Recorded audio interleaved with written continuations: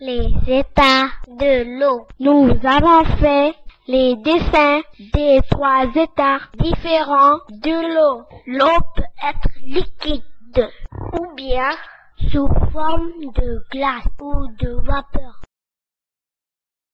Le cycle de l'eau. Nous allons expliquer le cycle de l'eau. On a fait un joli dessin pour vous montrer. D'abord, l'eau tombe des nuages. Ensuite, elle ruisselle et coule jusqu'à la rivière de la Karouani. Quand elle déborde, elle se mélange au fleuve de la Mana. Puis la Mana se jette dans l'océan. Et depuis l'océan, l'eau s'évapore et se transforme en nuage. On est allé à Awala pour observer la faune et la flore. Il y a plein d'oiseaux dans la vasière.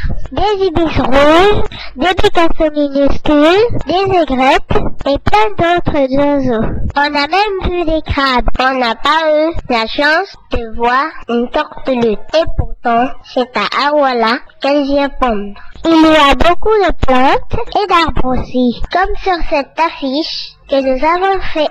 Par exemple, des palmiers awara, des cactus cierges, des pruniers icaques et bien d'autres plantes. Nous avons fait des expériences avec l'eau pour savoir quels sont les objets qui flottent et quels sont les objets qui ne flottent pas. Nous avons rempli une grande bassine d'eau. Ensuite, on a choisi plein d'objets pour cette expérience. Les élèves de l'école sont venus voir notre stand. Ils devaient deviner si l'objet qu'on leur montrait flottait ou bien coulait. Par exemple, sur cette photo, on voit que la bouteille pleine d'eau coule et la bouteille pleine d'air flotte. Sur cette affiche, on voit que le bois et le plastique flottent. On voit aussi que les pierres, les cailloux, les billes et le métal coulent. Le filtre à eau. Nous avons fabriqué un filtre à eau avec du coton, du charbon, du papier, du sable, du gravier et de la moustiquaire.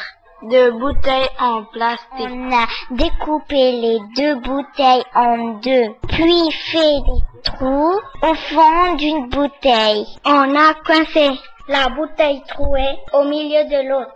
Ensuite, on a mis dans cette eau le coton, le papier, le sable, le charbon, le gravier et la moustiquaire par-dessus. Une fois terminé, nous avons versé de l'eau très sale sur le filtre et on a vu que l'eau au fond de la bouteille est sortie toute propre. Par contre, on ne doit pas la boire car le filtre n'enlève pas les microbes. Le cycle des eaux usées. Nous allons expliquer le circuit de l'eau dans la ville. D'abord, l'eau vient de la rivière. Elle passe par le château d'eau. Le château d'eau filtre l'eau.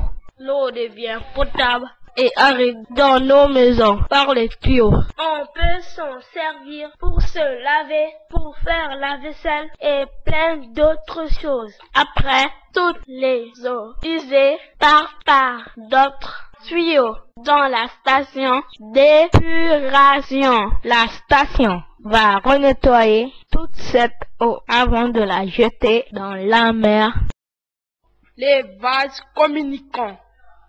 On a pris 2 bouteilles, une grande et une petite, et on les a reliées avec un tuyau par le goulot. On a découpé le fond d'une des 2 bouteilles pour pouvoir verser de l'eau dedans et fait un petit trou sur l'autre bouteille. Ensuite, on a rempli du côté de la bouteille découpée et en tenant les 2 bouteilles à la même hauteur, on a réussi à obtenir le même niveau d'eau des 2 côtés. Les mesures de l'eau. On a appris à connaître les verres mesureurs. Et ensuite, on a fait des expériences avec des différents verres gradués. Par exemple, on a pris un verre d'une capacité de 25 centilitres. Et on a essayé de calculer combien on avait besoin de cette mesure pour remplir une bouteille de 50 centilitres. On a pris 2 gobelets en plastique que l'on a mis à côté. Ensuite, on a posé un bout de papier à cheval sur les 2 verres. Après, on a rempli un verre d'eau colorée et salée. On a attendu plusieurs jours. L'eau du gobelet rempli est passée de l'autre côté. On appelle cette expérience la capillarité. L'expérience avec l'huile et l'eau. On a pris un verre d'eau colorée et on a versé de l'huile dedans. Ensuite, avec une paille, on a soufflé dans le verre et on a vu que les bulles d'air avaient de plus en plus de difficultés à remonter à la surface. L'huile empêche l'air de s'échapper et de circuler. C'est un des problèmes de la pollution dans la nature avec les huiles et les produits pétroliers. La pression de l'eau.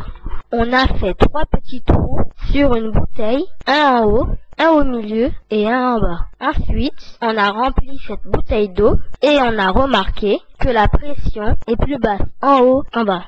L'eau sort avec plus de force en bas, car l'eau qu'il y a au-dessus exerce de la pression. L'eau chaude et l'eau froide. Nous avons pris un grand bocal que l'on a rempli d'eau froide. Puis, on a fait bouillir de l'eau colorée en rouge et on l'a mise dans une petite pot. On a mis ce pot avec l'eau chaude dans le bocal d'eau froide et l'eau chaude est tout de suite remontée à la surface car l'eau chaude est plus légère. Une fois refroidie, elle s'est mélangée. D'abord, on a pris des vieux feutres. Ensuite, avec un bout du feutre, on a touché la surface de l'eau. On a vu que l'eau monte toute seule, petit à petit, entraînant la couleur du feutre vers le haut. Puis, on a retourné le feutre Pour souffler l'encre dans une bouteille remplie d'eau. La couleur de l'encre se diffuse rapidement dans l'eau. Nous pouvons faire plein de jolies bouteilles différentes pour décorer